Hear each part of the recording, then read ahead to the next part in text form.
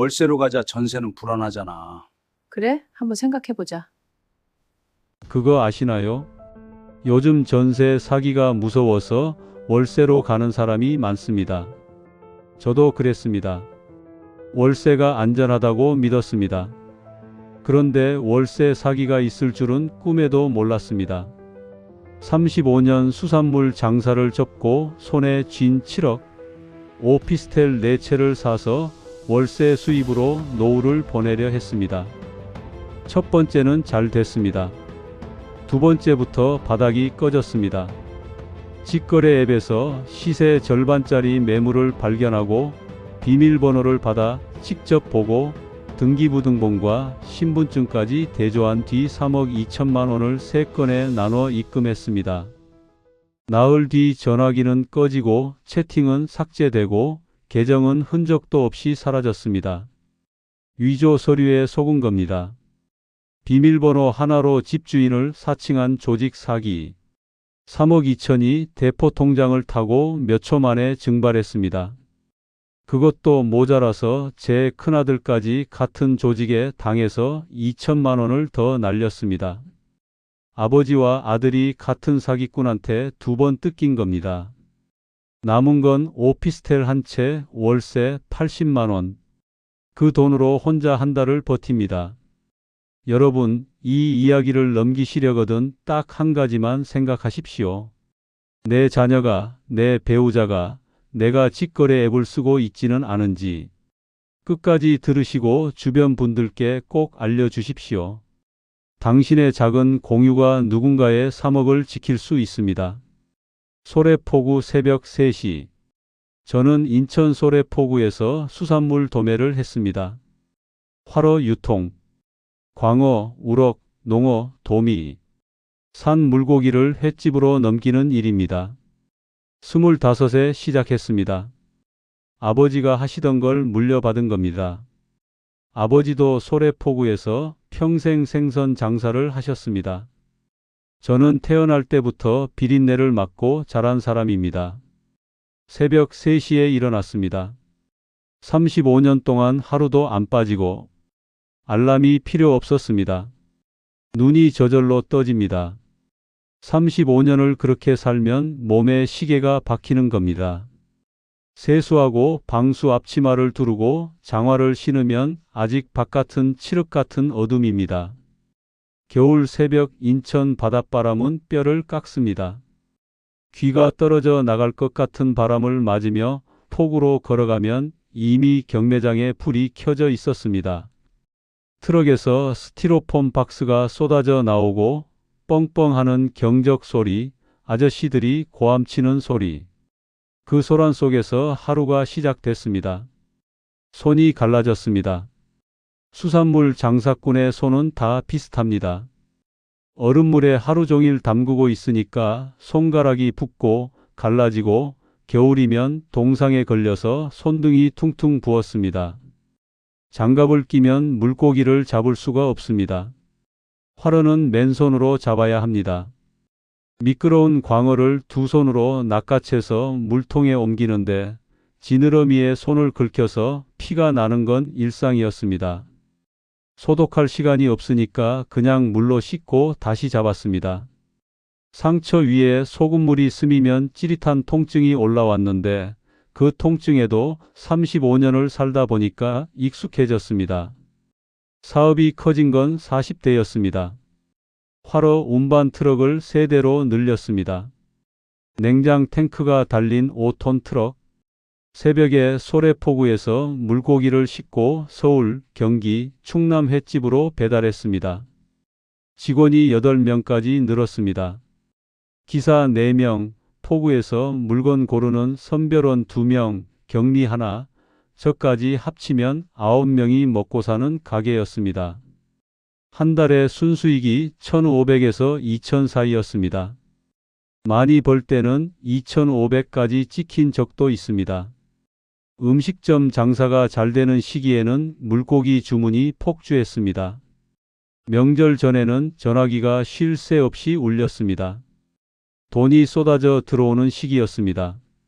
그 돈으로 아이들 키우고 큰아들 대학 보내고 작은 아들 대학 보내고 인천에 아파트를 한 채 샀습니다. 아내한테 차도 한 대 사줬습니다. 큰 차는 아니었지만 아내가 좋아했습니다.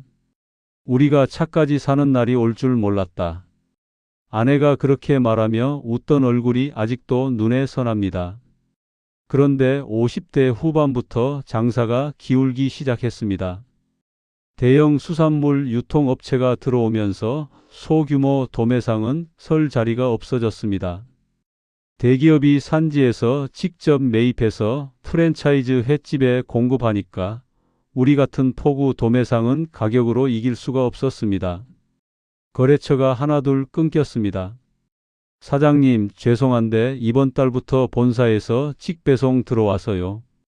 그 말을 들을 때마다 심장이 쪼그라들었습니다. 트럭을 3대에서 2대로, 2대에서 1대로 줄였습니다. 직원을 내보내야 할 때가 가장 힘들었습니다. 10년 넘게 같이 일한 기사한테 형편이 안 좋다고 말하는데 목이 막혔습니다. 몸도 신호를 보냈습니다. 무릎 연골이 닳았습니다. 새벽마다 차가운 바닥에 쪼그리고 앉아서 물고기를 골랐으니까 무릎이 버틸 리가 없습니다. 계단을 오르내릴 때 뚝뚝 소리가 나고 비 오는 날이면 무릎이 쑤셔서 걷기가 힘들었습니다. 허리도 안 좋았습니다. 20kg짜리 스티로폼 박스를 하루에 수십 개씩 들어 올렸으니까 허리가 남아나질 않습니다. 60 넘어서 정리했습니다. 트럭을 팔고 냉장시설을 정리하고 포구 자리를 넘기고 마지막 날 새벽에 포구에 나갔습니다. 경매장에 불이 켜져 있고 스티로폼 박스가 쌓여 있고 물비린내가 코를 찔렀습니다. 35년 동안 맡았던 그 냄새. 마지막이구나 싶으니까 그 비린내가 갑자기 그리워졌습니다. 빈 트럭 운전석에 앉아서 핸들을 잡았습니다. 시동도 안 걸고 한참을 앉아 있었습니다. 35년 새벽의 마지막 아침이었습니다. 다 정리하니까 손에 남은 돈이 7억이었습니다. 아파트 매매 대금은 빼고 순수하게 장사를 접으면서 남은 돈. 35년 비린내의 총합. 갈라진 손의 값. 동상 걸린 손등의 값. 새벽 3시의 값. 그 전부가 7억이었습니다. 통장에 찍힌 그 숫자를 보면서 생각했습니다. 이 돈이 노후의 전부다. 어디에 넣어야 안전할까? 그때 떠오른 게 오피스텔 월세 투자였습니다. 내 체면 된다. 오피스텔 투자를 생각한 건 사돈 때문이었습니다.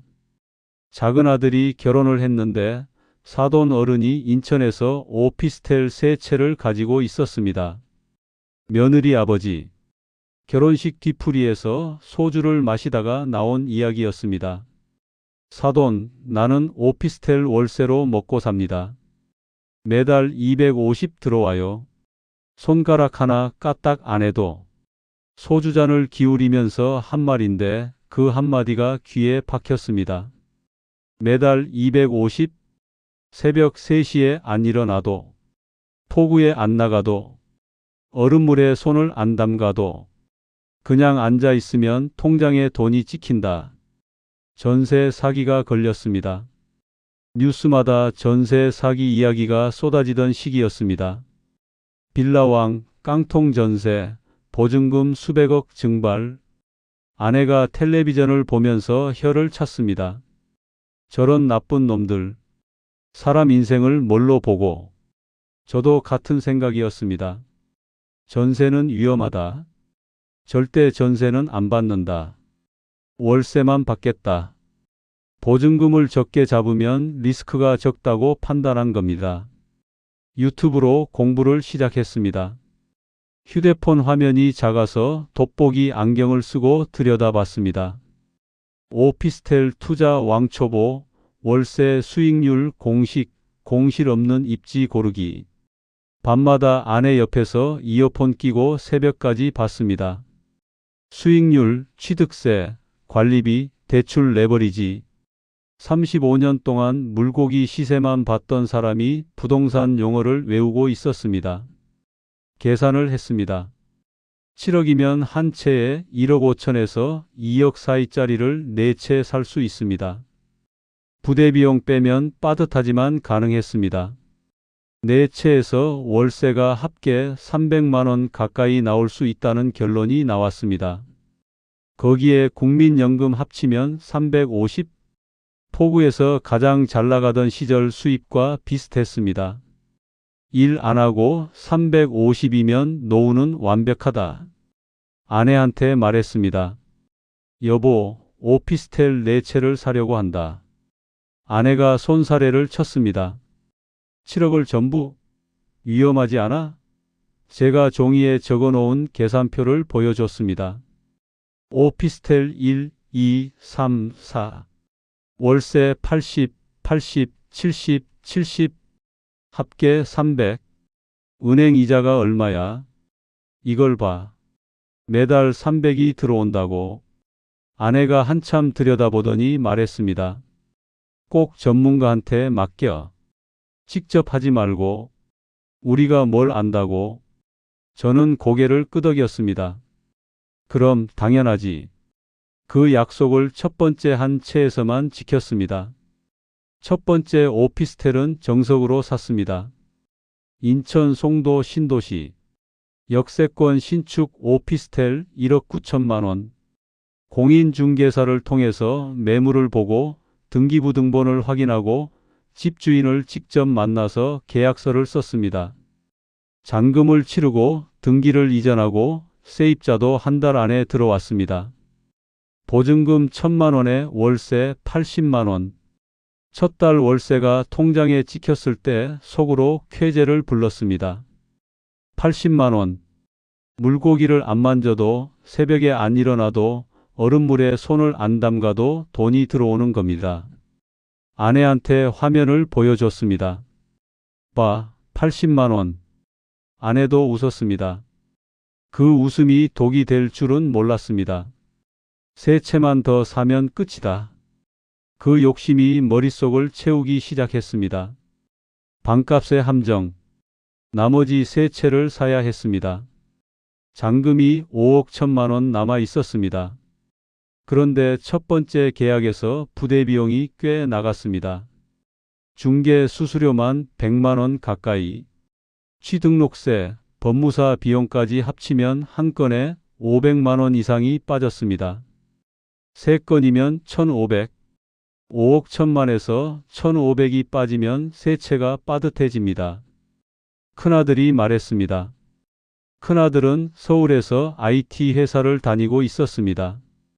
33. 컴퓨터를 잘 다루는 아이였습니다. 아버지, 요즘 직거래 앱 아시죠? 당근이나 피터팬. 중개 수수료 안 내도 돼요. 저도 이번에 방 옮길 때 직거래로 했어요. 아들이 자기 휴대폰을 보여줬습니다. 깔끔하게 정리된 매물 목록. 사진도 선명하고 가격도 나와 있고 후기까지 달려 있었습니다. 요즘은 다 이래요. 중개사 끼면 돈만 더 나가요. 아들 말에 마음이 움직였습니다. 아들이 직접 직거래로 방을 구한 적이 있다고 하니까 신뢰가 갔습니다. 우리 아들이 해봤으면 안전한 거 아닌가? 아내의 말이 귀 한쪽에서 울렸습니다. 전문가한테 맡기라고. 직접 하지 말라고. 그런데 첫 번째를 이미 해봤으니까 자신이 붙은 겁니다. 등기부등본 보는 법도 배웠고 수익률 계산도 할 줄 알고 나도 할 수 있다. 그 자만이 3억 2천만 원짜리 재앙의 문을 열었습니다. 직거래 앱을 뒤지기 시작했습니다. 매물을 하나하나 살펴봤습니다. 며칠 뒤 눈에 확 들어오는 것이 3건이 있었습니다. 인천 송도 신축 오피스텔 보증금 2천에 월세 45만 원. 같은 동네 시세가 100만 원 가까이 되는데 절반도 안 되는 가격이었습니다.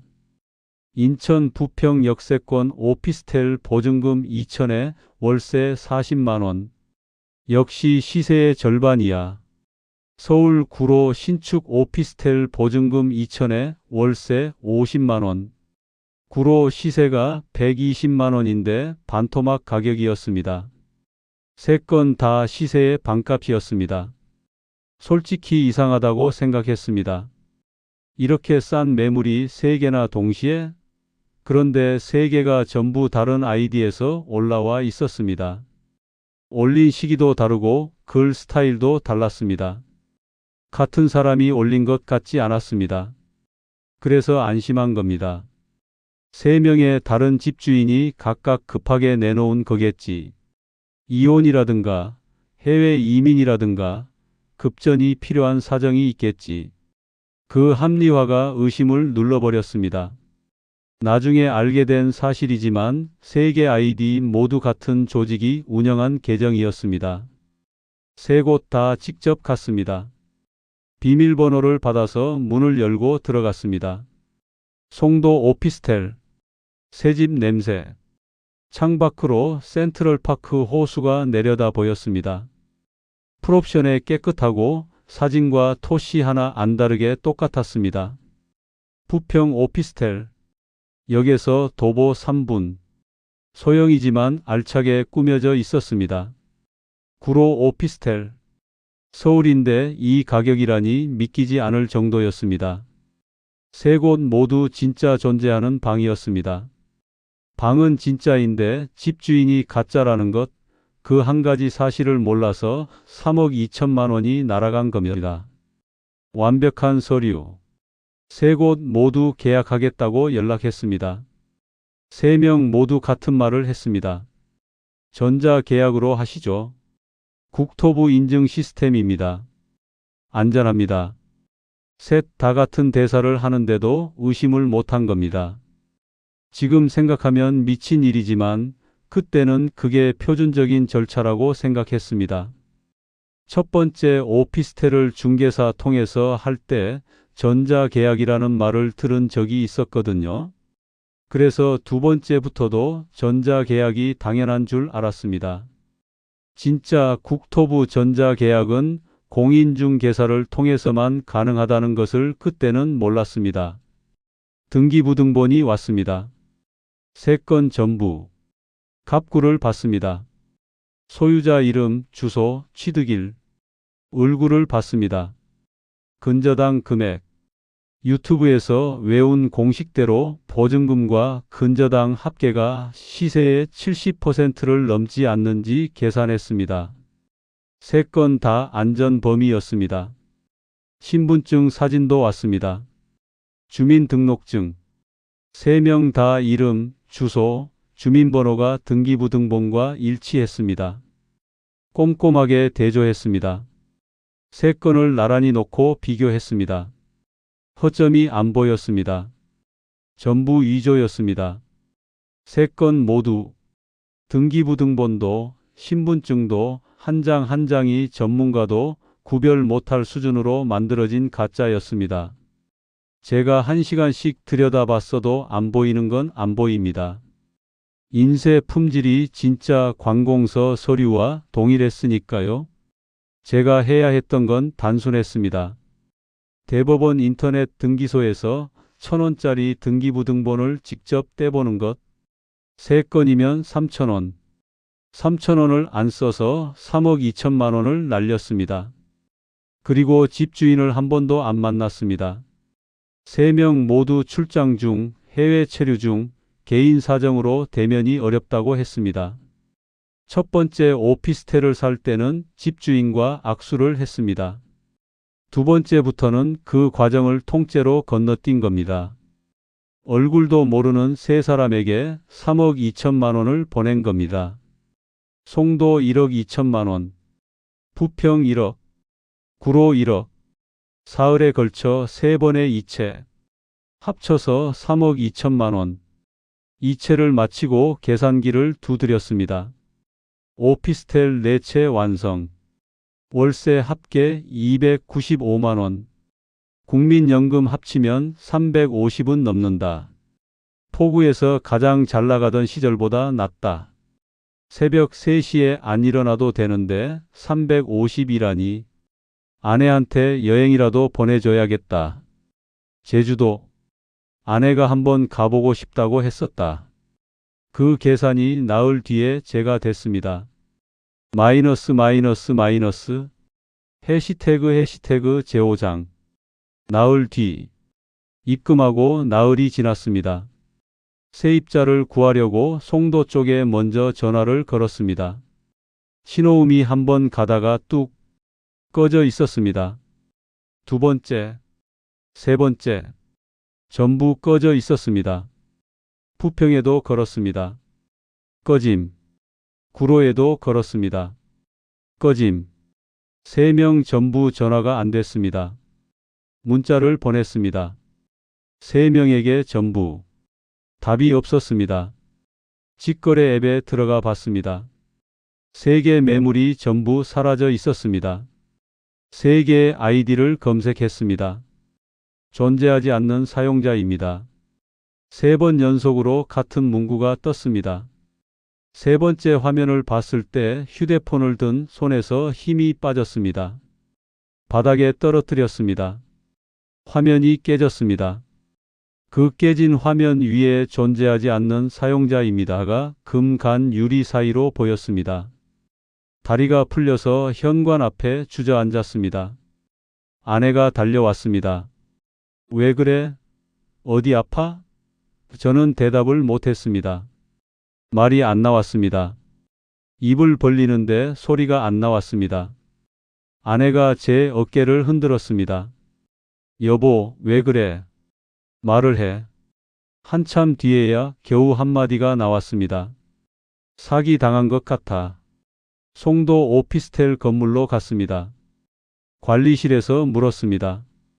제가 알고 있는 집주인 이름과 실제 소유자 이름이 달랐습니다. 부평도 갔습니다. 역시 달랐습니다.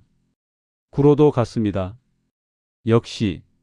세 곳 모두 진짜 집주인은 전혀 다른 사람이었고 세 곳 모두 이미 세입자가 살고 있는 방이었습니다.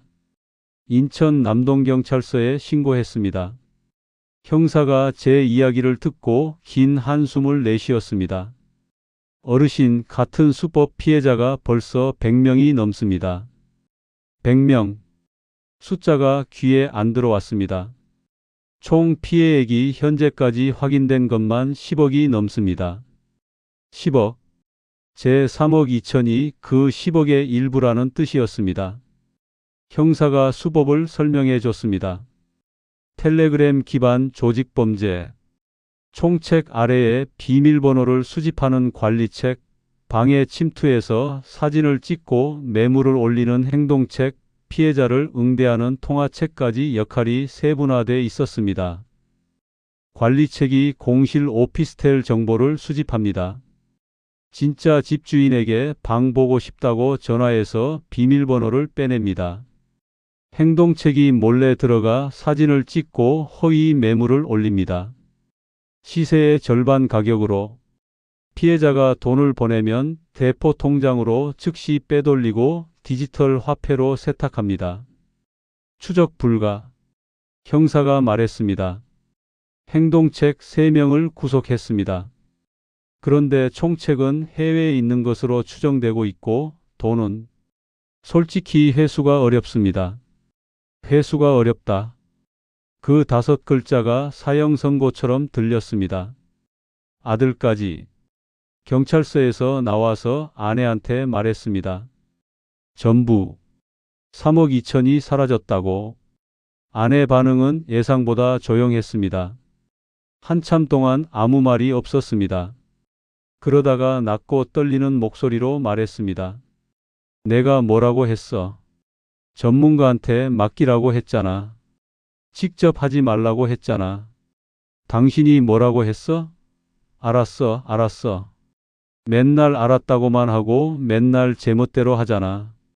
소리를 지르지 않았습니다. 소리를 지르는 것보다 그 낮은 목소리가 더 무서웠습니다.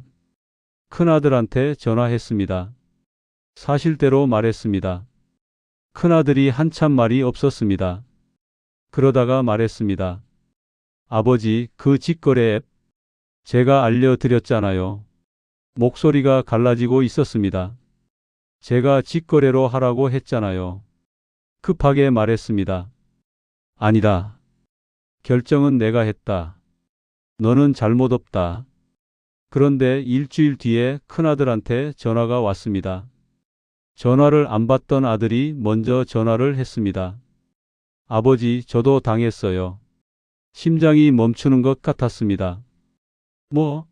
뭘 당했어? 큰아들이 울먹이면서 말했습니다. 아버지가 당했다는 소식 듣고 너무 미안해서 제가 직접 범인을 찾아보려고 직거래 앱을 뒤졌어요. 비슷한 매물을 찾아서 연락했는데 그 사람이 보증금 2천만 원을 먼저 넣으면 범인 정보를 알려주겠다고 했어요. 귀를 의심했습니다. 너 설마 그 돈을 보낸 거야? 큰아들이 울었습니다. 네. 2천만 원 보냈어요. 아버지 돈 찾아드리려고. 그 사람도 사기꾼이었어요. 같은 조직인 것 같아요. 아버지와 아들이 같은 조직에 2번 당한 겁니다. 제가 3억 2천, 아들이 2천. 합쳐서 3억 4천만 원.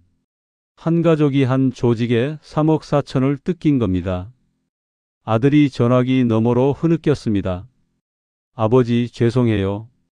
제가 앱을 알려드리지만 않았으면. 그리고 저까지 또 당해서. 정말 죄송해요. 33 IT 회사 직원이 아버지 돈을 찾아주겠다고 덤볐다가 자기 적금 2천만 원까지 날린 겁니다. 저 때문입니다. 제가 사기를 안 당했으면 아들이 그런 짓을 할 이유가 없었습니다. 제 욕심이 아들한테까지 번진 겁니다. 그날 밤 작은 아들한테도 연락이 갔습니다. 작은 아들 며느리가 전화를 했습니다. 아버지, 저희도 들었어요.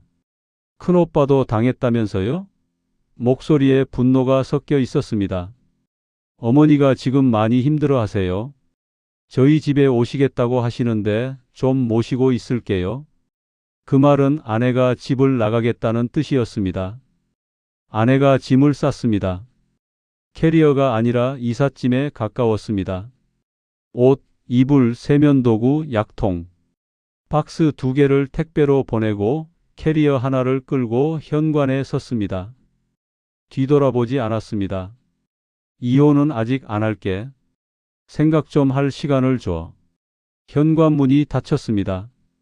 이혼이라는 단어가 처음 나왔습니다. 35년을 같이 산 사람의 입에서 이혼이라는 말이 나온 겁니다. 80만 원의 삶. 3억 2천이 사라지고 아들이 2천을 더 날리고 아내가 떠나고 남은 상황을 정리합니다. 오피스텔 4채를 사려던 계획에서 살아남은 것은 첫 번째 한 채뿐. 인천 송도 오피스텔 한 채. 월세 80만 원. 국민연금은 아직 수령 나이 전. 다른 수입 제로. 80만 원으로 혼자 한 달을 살아야 합니다. 아파트 관리비 20만 원. 공과금 10만 원. 통신비 5만 원. 남는 돈이 45만 원. 하루에 15,000원. 혼자이니까 둘이 살 때보다는 사정이 조금 나을 수도 있지만 혼자라서 외식이 아니면 끼니를 해결하기가 더 어려웠습니다. 혼자 밥을 하면 재료가 남아서 버리게 됩니다. 그 버리는 것도 돈이었습니다. 장을 볼 때 달라졌습니다. 전통시장 구석에 있는 떨이 코너만 갔습니다. 시든 채소, 상처 난 과일, 유통기한 임박 두부. 그런 것만 골라 담았습니다. 35년 동안 수산물을 다뤘으니까 신선도를 보는 눈은 있었습니다. 시든 것 중에서도 그나마 나은 것을 골랐습니다. 한때 인천 소래포구에서 제일 싱싱한 화로를 골라서 횟집에 넘기던 손이 시장 떨이 코너에서 무른 토마토를 고르고 있었습니다. 혼자 밥을 먹었습니다. 식탁에 반찬 하나, 국 하나. 예전에는 아내가 반찬을 대여섯 가지씩 차렸습니다. 제가 젓가락으로 이것저것 집으면 아내가 맛있어? 하고 물었습니다. 이제는 혼자 라면을 끓여 먹고 혼자 설거지를 하고 혼자 텔레비전을 보다가 혼자 잠이 들었습니다. 식탁 맞은편에 아내가 앉던 자리가 비어 있었습니다. 그 빈 의자를 보면 밥맛이 없어졌습니다. 병원은 꿈도 못 꿨습니다. 무릎이 다시 심해졌는데 정형외과 가면 MRI에 2, 30만 원, 주사에 또 돈, 약값에 또 돈. 45만 원 생활비에서 그게 나가면 남은 달은 라면으로 버텨야 합니다. 약국에서 파는 관절약을 사 먹었습니다. 1,500원짜리. 아침에 한 알. 효과가 있는지 없는지 모르겠지만 뭐라도 먹어야 마음이 놓였습니다. 큰아들과는 전화가 다시 됐습니다. 그런데 이전과 달랐습니다. 전화를 걸면 받기는 하는데 목소리에 힘이 없었습니다. 자기 적금 2천만 원을 날린 죄책감이 사라지지 않는 겁니다. 아버지, 저 때문에 죄송해요. 매번 그 말을 했습니다. 내 잘못 아니라고 했잖아. 제가 아무리 말해도 소용없었습니다. 33 청년이 어깨에 아버지의 3억 2천과 자기의 2천을 동시에 올려놓고 짓눌려 있었습니다. 작은 아들은 아내 편이었습니다. 당연합니다. 며느리가 그렇게 만든 겁니다. 작은 아들이 전화로 말했습니다. 아버지, 어머니 좀 쉬게 해드리세요. 지금 많이 힘들어 하세요. 그 말투에 아버지가 잘못한 거잖아요가 묻어 있었습니다. 맞는 말이니까 반박을 못합니다. 밤에 혼자 소파에 누웠습니다. 텔레비전을 끄면 아파트가 무서울 정도로 조용했습니다. 냉장고 모터 돌아가는 웅 하는 소리만 들렸습니다. 천장을 봤습니다. 3억 2천이라는 숫자가 어둠 속에서 떠다녔습니다. 그 옆에 아들의 2천이 붙었습니다. 3억 4천. 한 가족이 한 조직에 3억 4천. 생각하면 미칠 것 같아서 생각을 멈추려 했는데 멈출 수가 없었습니다. 새벽에 눈이 떠졌습니다. 3시. 35년 동안 새벽 3시에 일어나던 몸이 아직도 3시에 깨우는 겁니다. 일어나도 갈 데가 없었습니다. 포구도 없고 경매장도 없고 트럭도 없었습니다. 어둠 속에서 소파에 앉아 있었습니다. 창밖으로 인천 아파트 단지의 가로등 불빛이 보였습니다. 저 불빛 아래에 잠든 사람들 중에 나처럼 당한 사람이 또 있을까? 형사가 말했습니다. 150명이 넘는 피해자. 저 불빛 어딘가에 같은 밤을 보내고 있는 사람이 분명 있을 겁니다. 비밀번호 4자리. 지금 전국에서 이 수법의 월세 사기가 폭발적으로 늘어나고 있습니다. 전세 사기가 무서워 월세로 가는 사람이 많아지니까 사기꾼들도 월세 시장으로 몰려온 겁니다. 직거래 앱은 중개사가 끼지 않으니까 검증 절차가 없습니다. 아이디 하나 만들면 누구나 집주인 행세를 할 수 있습니다. 수법은 무서울 만큼 단순합니다. 비밀번호 하나, 오피스텔 출입문 숫자 4자리. 그거 하나를 빼내면 나머지는 줄줄이 굴러갑니다. 방에 몰래 들어가 사진 찍고 시세 절반 가격으로 허위 매물 올리고 위조 서류 보내고 돈 받으면 대포 통장으로 빼돌리고 디지털 화폐로 세탁해서 증발시킵니다. 한 방으로 동시에 수십 건의 가짜 계약을 칩니다. 저처럼 억 단위로 당하는 사람도 있고 사회 초년생이 점심값 아껴 모은 100만 원을 날리는 경우도 있습니다. 피해자 150명, 총 피해액 10억 이상. 비밀번호 4자리에서 시작된 겁니다. 여러분이 오피스텔이나 원룸을 가지고 계신 집주인이라면 비밀번호를 절대 전화로 알려주지 마십시오. 공실이 오래되면 조급해집니다. 방 보러 가도 될까요? 이 한마디에 비밀번호를 불러주는 순간 사기꾼이 여러분 집의 주인 노릇을 시작합니다. 반드시 직접 동행해서 집을 보여주시고 보여준 뒤에는 즉시 비밀번호를 바꾸십시오. 이미 알려주신 적이 있다면 지금 당장 바꾸십시오. 여러분의 자녀가 월세를 구하고 있다면 직거래를 시키지 마십시오.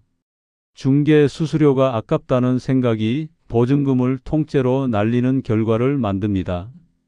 수수료 몇십만 원은 비용이 아니라 보증금을 지키는 보험입니다. 그리고 공인중개사를 통하더라도 등기부등본은 반드시 본인이 직접 떼십시오. 대법원 인터넷 등기소에서 1,000원입니다. 상대방이 보내주는 서류를 그대로 믿으면 끝입니다. 위조 서류는 유관으로 구별이 불가능합니다. 집주인을 한 번도 안 만나고 계약하는 것은 돈을 버리는 것과 같습니다. 바빠서 못 만난다. 해외에 있다. 비밀번호 알려줄 테니 알아서 보라. 이 말이 나오면 거기서 멈추십시오. 집주인을 직접 만나서 얼굴을 보고 신분증 원본을 확인하고 주민등록번호 진위는 행정안전부 1382번으로 확인할 수 있습니다. 무료입니다. 계좌 이름과 집주인 이름이 한 글자라도 다르면 절대 입금하지 마십시오. 저는 이 세 가지를 전부 어겼습니다. 시세 반값에 눈이 멀었고 보내준 서류를 그대로 믿었고 집주인을 한 번도 안 만났습니다. 그 결과가 3억 2천만 원 증발입니다. 거기에 아들까지 2천만 원을 더 날려서 한 가족이 한 조직에 3억 4천을 뜯겼습니다. 35년 새벽 3시의 값이 비밀번호 4자리에서 시작돼 대포 통장을 거쳐 디지털 화폐 속으로 사라진 겁니다. 남은 건 오피스텔 한 채 월세 80만 원. 혼자 한 달을 버팁니다.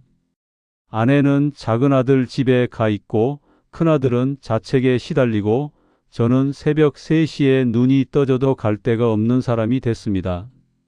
35년 비린내의 끝이 이겁니다.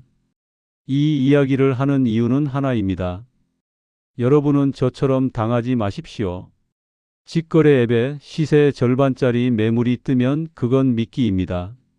싼 데는 반드시 이유가 있습니다. 중개사를 끼십시오. 등기부등본을 직접 떼십시오. 집주인을 직접 만나십시오. 이 세 가지만 지키면 사기를 피할 수 있습니다. 3,000원짜리 등기부등본 3장이 3억을 지켜줄 수 있었습니다. 전세 사기가 무서워서 월세로 갔더니 월세 사기가 기다리고 있었습니다. 세상이 무섭습니다. 그런데 무서워만 하면 안 됩니다. 알아야 막을 수 있습니다. 오늘 이 이야기가 여러분의 노후를 지키는 방패막이가 되기를 바랍니다. 듣고 계신 여러분, 이 사연이 가슴에 남으셨다면 주변에 월세 구하는 분, 오피스텔 임대하시는 분, 자녀분이 방 찾고 있는 분한테 꼭 알려주십시오. 댓글로 한마디만 남겨주십시오. 나도 직거래할 뻔했다. 큰일 날 뻔했다. 우리 아이한테 당장 보여줘야겠다. 그 한마디면 충분합니다. 여러분이 남긴 그 한 줄이 누군가의 3억을 살릴 수 있습니다. 누군가의 35년을 지켜줄 수 있습니다. 시청해 주셔서 감사합니다.